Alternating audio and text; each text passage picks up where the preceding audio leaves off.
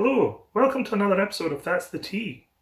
I'm all by myself, it's just me today, but don't change the video just yet because I've still got some really great stuff ready for you today.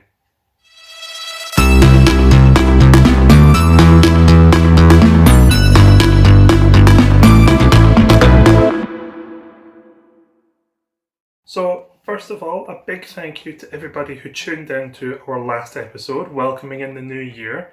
I'm so happy that we got as many views as we did. And a couple of you even got in touch afterwards with some great suggestions for us and telling us things that you liked and things that you want to see more of, which is fantastic. Keep them coming. If there's anything at all that you think of that you want to see us do, or anything, absolutely anything at all, get in touch. Drop a comment down below, and we'll see what we can do. We're constantly looking for new things to try out, so definitely get in touch, drop a comment below, let us know what you think. And don't forget, hit that subscribe button so that you don't miss out on any new content that we've got coming up. Now, as I said, we're constantly improving our techniques here, so these first couple of episodes will be quite patchworky, a little rough around the edges perhaps. As much as I would have loved to come to YouTube with a perfectly polished idea, I think it's better for me to go through this process and explore new things as we go along. And also, there's also the possibility that by going through this process, we might inspire others to do something similar, which would be absolutely great. If you've got an idea, if you want to try something out, maybe you want to host your own channel or anything, then absolutely go for it. What better time to do something? Everything's kind of up in the air. Nobody knows what it's going to look like on the other side, so absolutely, go try something new. With that said, let's get on with today's show.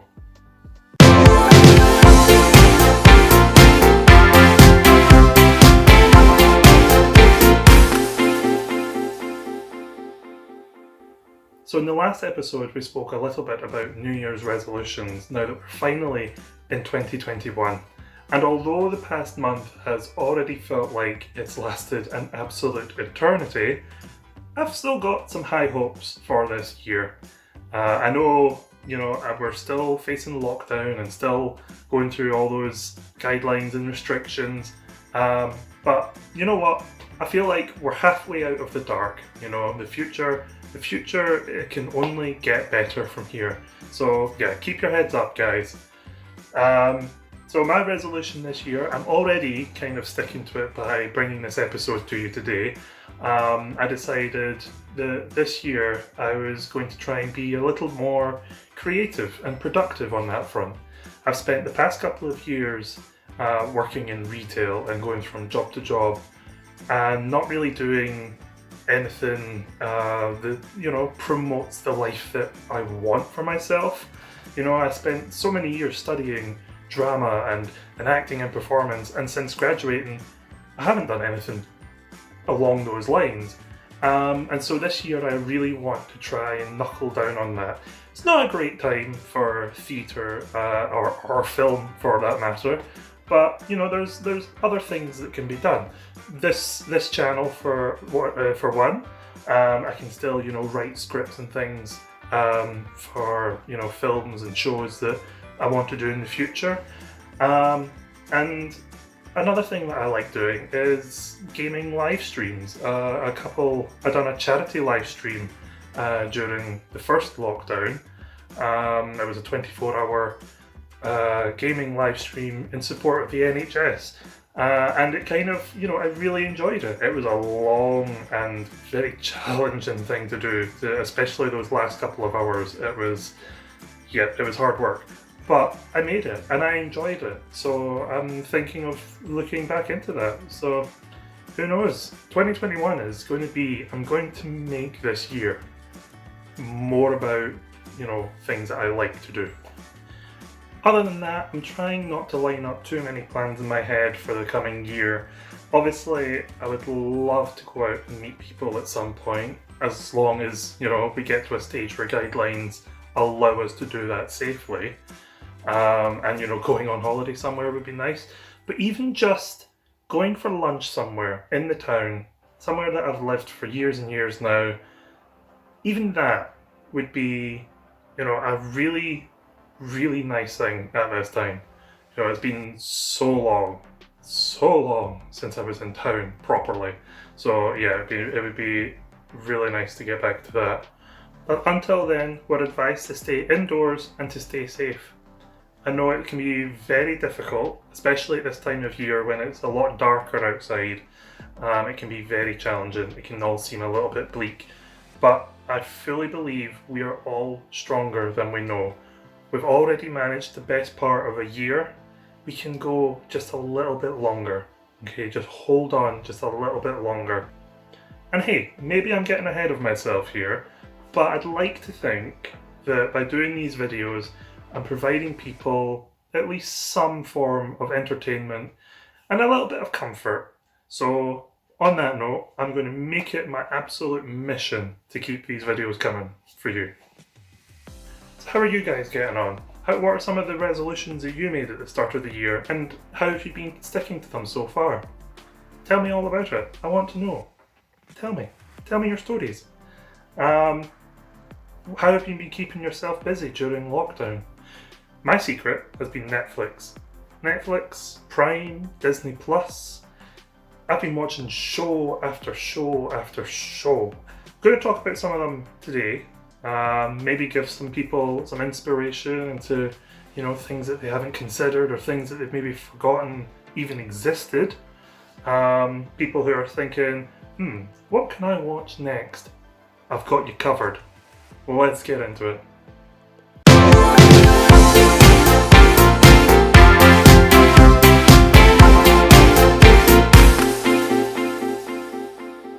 I have watched so much stuff in the last year.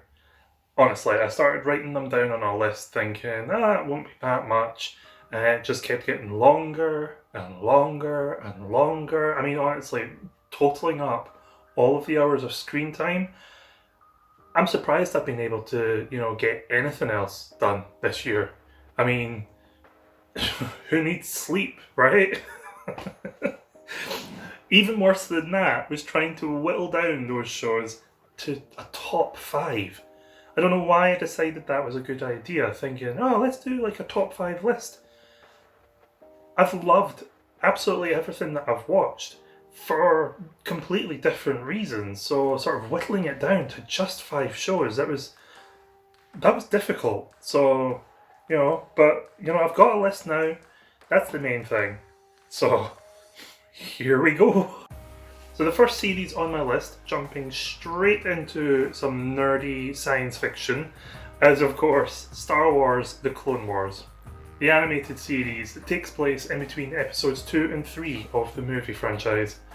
I loved it. I'd heard about it for years and years and years, but never had the means to watch it.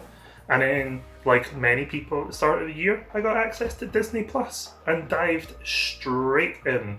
And honestly, I have no regrets.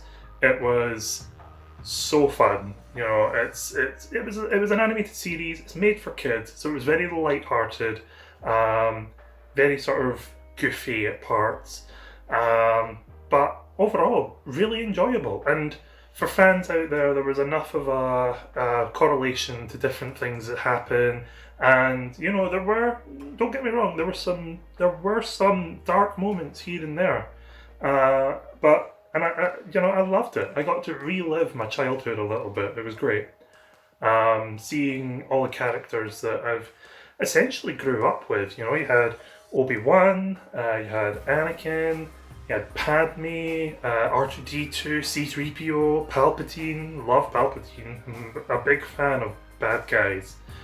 You'll discover this as we keep going. Count Dooku, another bad guy there for you. Just full of characters. One character in particular who doesn't really exist in the movies is Ahsoka Tano. If there's any reason you should watch the series, it is for Ahsoka Tano. She starts off as she gets introduced as Anakin's new apprentice, and honestly, my first impression of her was she's an annoying, spoilt brat. I don't like her. I didn't like her at all. I wanted her out. The first couple of seasons, I was like, I can't believe I am having to put up with this. I don't have to put up with it. I could just turn away. I'm so glad I didn't though, because oh my word, she made a complete turnaround. And now, after 7 series of the Clone Wars, is probably one of my favourite characters in the Star Wars universe ever. That's a massive turnaround. Not even Jar Jar Binks could accomplish that. But one of the things that I really loved about Clone Wars in particular was the fact that it opened up the opportunity, as it sort of suggests in the title, to get to know the clone troopers a little bit more. Now, I know anyone who's not seen anything to do with Star Wars right now is thinking, oh god, I have no idea what he's talking about, and frankly I don't care. But bear with me, we'll move on from this eventually. But yeah, so getting to know clone troopers in that series was really interesting, sort of seeing their individual personalities and recognizing that they're not just copies of the same person. Well, I mean, physically they all look the same, but all their personalities are different, and it was really sort of interesting to see how the series explored that, and seeing them all befriending the Jedi, which really made the finale hit so hard. Because, I mean, again, if you've not watched Star Wars, then you've no idea what I'm talking about. But those of you who have, in the last episode, when they do the purge, and, you know, the clone troopers turn on the Jedi and blah blah blah, nerd talk. I'm going to put a big nerd talk here. And they turn on each other. Man, it hit really hard. And yeah, I've seen 3 different perspectives of that event, and by far the Clone Wars was the saddest of them all. Yeah, it really hurt. I was watching it. Charlotte was there with me. She watched the last episode with me, and yeah, I think I was in tears. I was an absolute mess. There's no easy way of putting it. I was a mess. So yeah, but definitely great series to watch for anyone who, you know, has watched the movies and hasn't got round to it yet. Don't be put off by the fact that it's animation. Do not be put off the fact that it's made for kids. You know, it's a great show. Yeah, there's some filler episodes here and there that you can have on in the background, but the overarching story is well worth the amount of time put into it. Definitely one to watch. Next on my list is Snowpiercer, a relatively new series based on the movie that was based on a book, I believe. Snowpiercer hit Netflix last year, and tells the story of a post-apocalyptic event that happened in the world. Scientists, as far as I can understand, scientists attempted to prevent global warming from having any lasting damage, so tried to chill the earth or cool the earth, and basically something went wrong and they froze the earth to the core. Within a short space of time, the entire planet just became this ball of ice and everything died. All life, all plants, everything like that, it all died. Apart from anyone who was lucky enough to board a train called Snowpiercer. It's a bit like a Noah's Ark in a way. It's 1,001 cars long, so it works out about 10 miles in length. 10 miles is a long train. And it's made up of, you know, there's greenhouses, there's aquariums, there's aviaries, there's livestock, butchers, you know, and of course there's carriages for people. They've got like a hospital, well, a medical bay, and they've got holding cells for people who have done bad, and so on and so forth. And of course, passage on this train came at quite a sizable price. Mr. Wilford has designed this train, this life-saving hope for humanity, and sold tickets at an extortionate rate to only the wealthiest people on the planet, and left everyone else, i.e. anyone who wasn't a multi-millionaire, to die out in the cold. Yeah. Obviously, didn't go down quite as well as they hoped. On the night of departure, hundreds and hundreds of people swarmed the train, hoping to jump on and stow away in the carriages.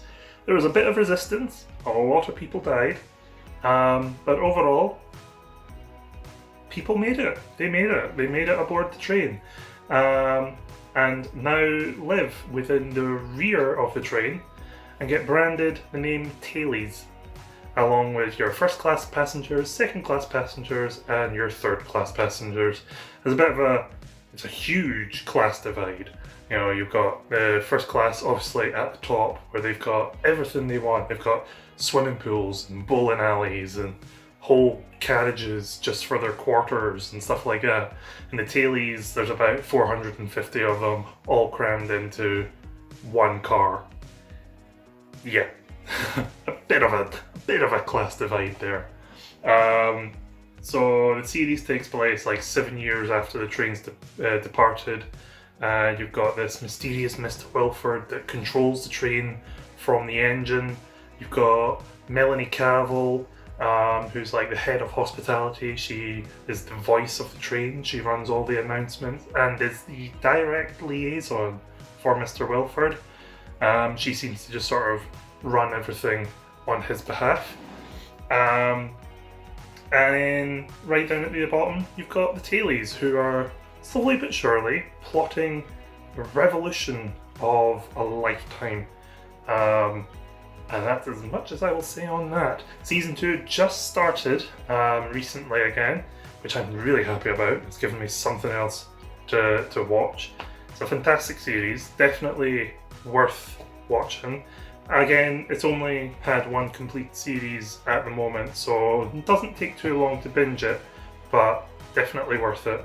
Next on my list is The Crown.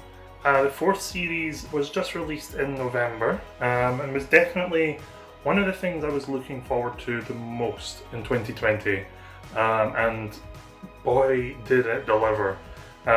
If you've somehow managed to avoid all reference to The Crown and don't know what it's about, it's kind of in the name. It follows the story of the royal family, specifically the life of Queen Elizabeth II during her reign as, well, the Queen. So it starts off, season 1 and 2 starts off with Claire Foy and Matt Smith as Elizabeth and Prince Philip, sort of in the 50s into 60s kind of era. And then season 3 and 4, we've got a new cast comes in to take us up to, I think we're up to the start of the 90s now. So yeah, and it's great. It's full of drama, and we couldn't possibly have more drama. There's been a lot of controversy about it, because it's not entirely true to history. It's not entirely accurate, but you know what? The cast and the writers and the cast themselves have come forward all the time and says it's a dramatization. It's not supposed to be 100% perfect. It's made to entertain, and it definitely does. It's really interesting. It's got some great characters. You've got Winston Churchill, you've got Princess Margaret, obviously Prince Philip and the Queen. You've got Anthony Eden. This year you had Princess Diana, Margaret Thatcher. Some really great characters and a fantastic cast as well, bringing them to life.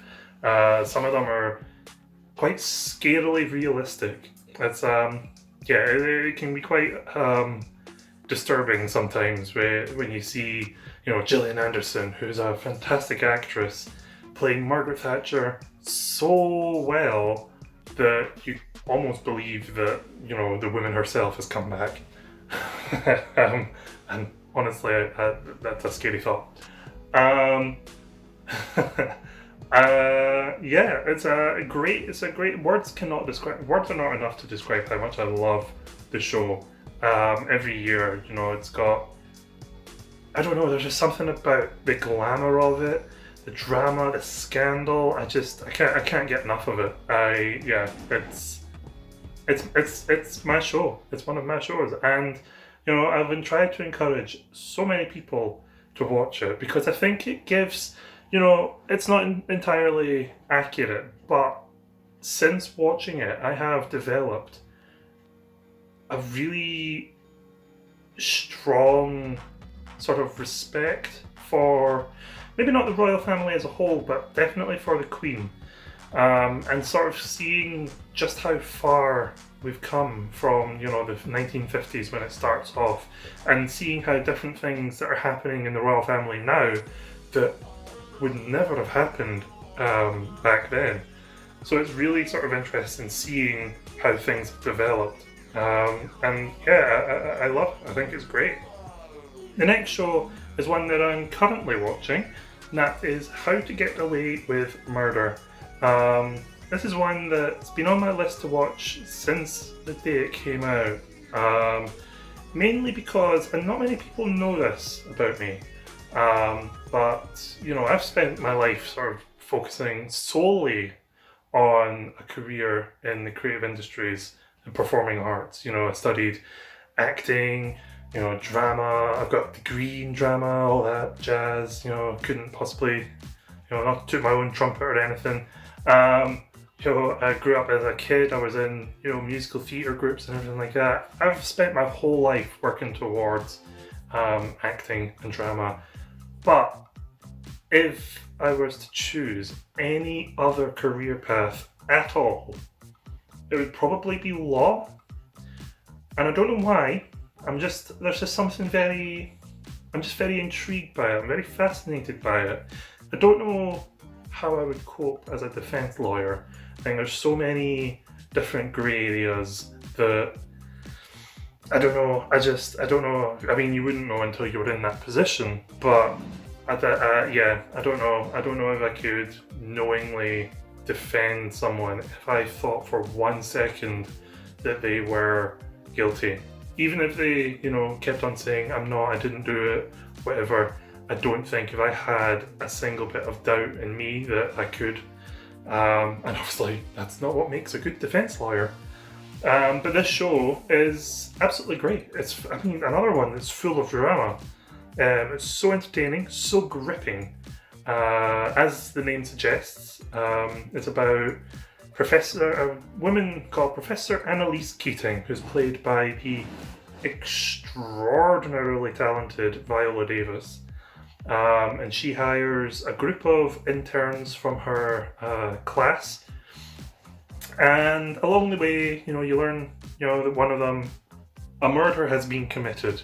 And it implies that one of them, if not all of them, are somewhat involved. And, it basically follows how they get away with murder. And it's great. It's full of twists and turns and, moments where you're literally screaming at the television because something has happened and you're not entirely happy with it. And it's a weird one as well because, technically the main characters are criminals, but you're kind of rooting for them at the same time. It's, it's bizarre. But, absolutely fantastic. I'm now, 5 seasons into it, and it hasn't faltered yet. It's fantastic.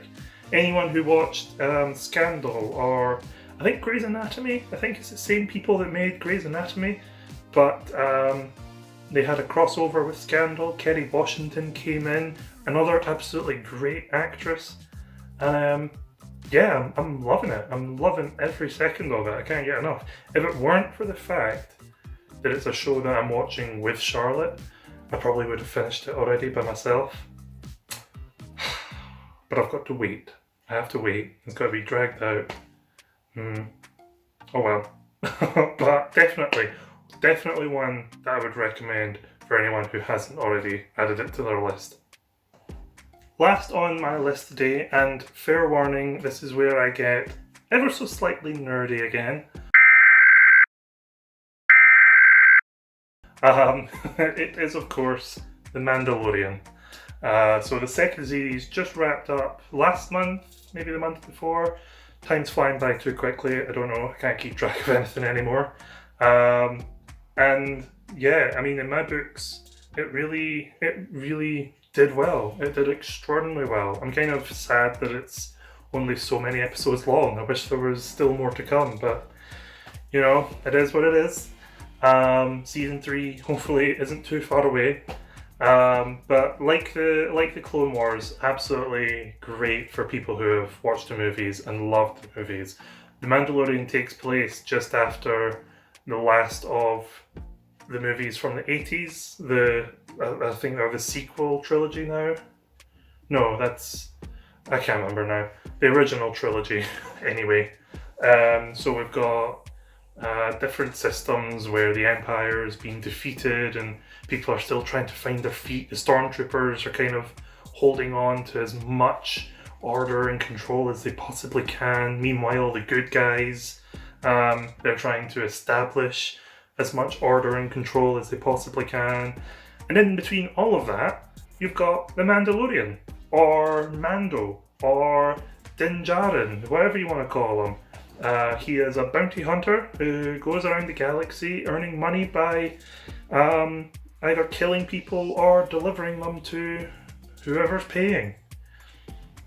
Sounds fairly simple, right? Right. Until one day it's not. He gets sent by the Empire to collect a child and deliver them into the hands of the Empire. Now this child, I don't think anyone in the world can possibly not know what child I'm talking about. It is, of course, Baby Yoda. He's adorable. I want one. Those little plushy Baby Yodas, I want one. Anyone who's watching, it's my birthday very soon. Get a Baby Yoda plushie.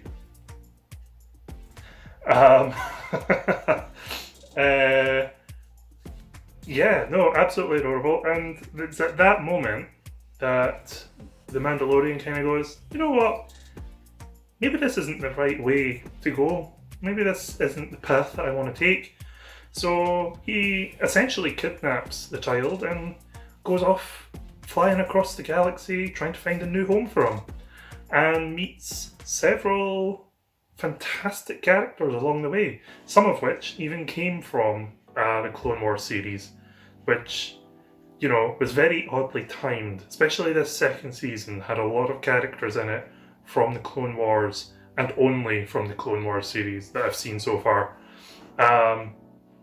And yeah, that was very oddly timed because I finished that maybe a week before The Mandalorian started, so it was very like, you know, it was tailored specifically for me. At least that's what I'm going to tell myself. So yeah, that was absolutely great, absolutely great.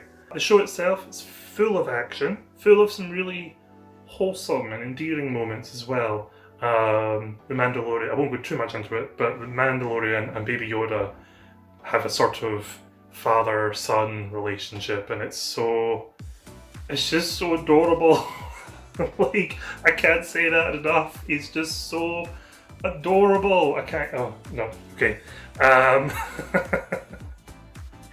But it's got loads of moments in there for fans of the movies and fans of previous series as well. And you know what? I think you could probably, I mean, as long as you understand what Star Wars is, you could probably start watching it without having seen any of the previous stuff.